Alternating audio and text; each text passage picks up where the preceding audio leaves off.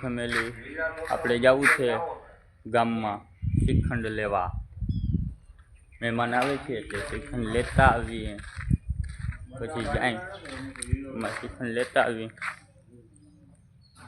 મકાઈ પણ લેવાની છે એટલે મકાઈ લેતા આવી. ભાઈ વહીણીવાળા વાવવા આવી ગયા છે. મારા ભાઈ વાહે હાલ્યા જાય છે ને તલ વાવી દીધા. આજ તલ વાવ્યા છે ને જો હમણાં ચણા વાઢવાના બાકી પડ્યા છે ને એ બધું હવે કામ એટલું છે ચાલુ થવાનું.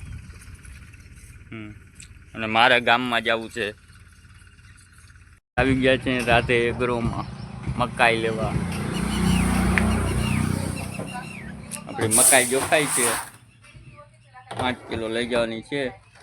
અને એના માલિક આર્યામાં રાતે એગ્રોના તો ભાઈ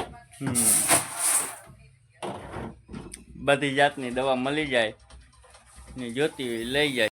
ચિયા જોડાવવાના છે ટ્રેક્ટરમાં એટલે થોડાક ચા નાખવાના છે. એટલે મેં કીધું પણ ચા જોડાવી નાખીએ એટલે ઘણું જોડી નાખીએ સાથી.